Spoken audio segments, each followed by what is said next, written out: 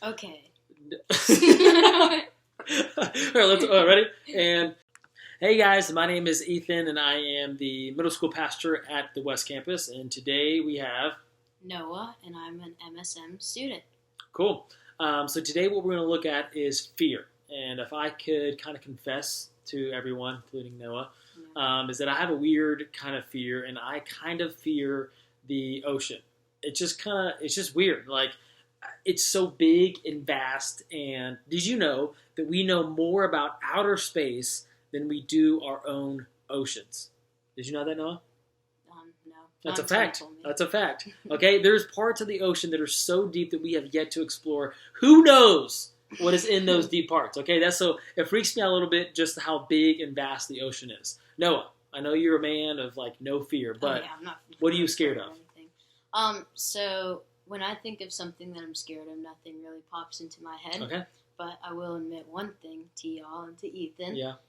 Okay. Monkeys are pretty scary. Spider monkeys? Yeah, they're really? Okay. How long have you had this fear, Noah?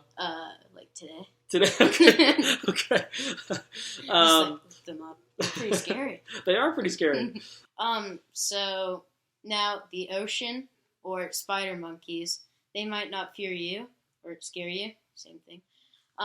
But like with what's going on right now, y'all might be scared with this virus spreading around. But the good thing about us Christians is that we have a God that cares about what fear. Yeah. And yeah, like he cares about our fear. Mm-hmm. So what we're going to do is go ahead, don't hit pause just yet, but when you hit pause, go find a Bible somewhere in your house, okay? And if you just open it up right to the middle, you'll find the book of Psalms, okay? So find the book of Psalms and turn to the 91st chapter, and that's where we're going to be. So hit pause, go find a Bible, turn to Psalms 91, and go ahead and take like a minute. 16 verses, you can do it, and go ahead and read it, and then come back, and go. And we're back. So what Noah and I are going to do is we're going to look at a couple key verses and key like words and phrases and really see that how as Christians we're supposed to respond differently to our fear than most people. And right now, like Noah was talking about, is that some of y'all and even myself, like we can find ourselves a little bit more fearful than normal. So hopefully you read Psalm 91. What I want to point out is verse 1 and 2. And the two words I want to point out are dwell and abide. And so with dwell and abide, when fear enters our life, whether it's a test in school or it's like a game on a field or a court, or it could be some kind of like pandemic or virus, fear reveals what we are dwelling and abiding and trusting in. So take this situation for instance, is that when it started getting kind of serious, for me personally, I instantly was walking around the house, kind of checking food and other resources to make sure that me and my family would be okay.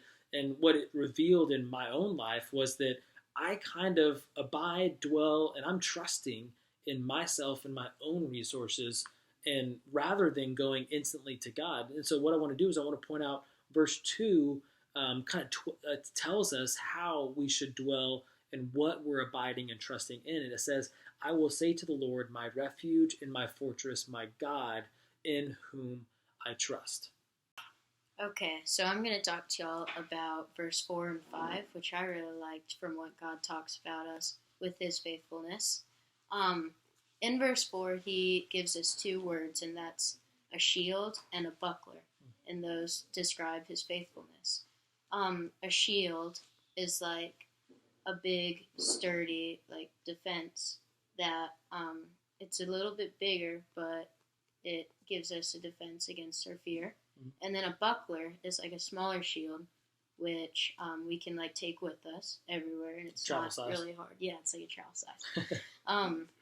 So the point is God's faithfulness is like both of those. It's it's big and sturdy, but we can also take it with us. At our house, we can have it, and it can be big and sturdy for us. But then we can also take it to school and have God's faithfulness with us. So as Christians, when we feel fear and we feel very fearful, what are we supposed to do? Well, what Psalms 91 ends with in the last three verses, is he ends with, "Behold, because he holds fast to me in love, I will." And what he does, he gives 6 promises of what happens when we hold fast to God when we feel fearful. And so the first 3 are, first, he says, he will deliver us. Ultimately, God delivered us from ourselves by making a way to be with him through his son Jesus. Which leads into the second promise. He says, I will protect them. He will protect us. God protected us from death by sending his son Jesus to the earth to be death for us. And the last, or the third one, is he will answer us. In this time of fear, talk to God. He is always ready and waiting to answer you. So the fourth thing that God promises us is that he will be with us. So, like I explained before, he's like a buckler, or his faithfulness is like a buckler. It is with us, and we can take it wherever we go. The fifth thing he promises us is that he will rescue us. Ultimately, Jesus rescued us from our sin. And then the last thing that he promises us is he will satisfy us. And Jesus is the only thing that can satisfy. So, okay. So, 5th and 6th graders, middle schoolers, this week, remember, he is faithful when we are fearful.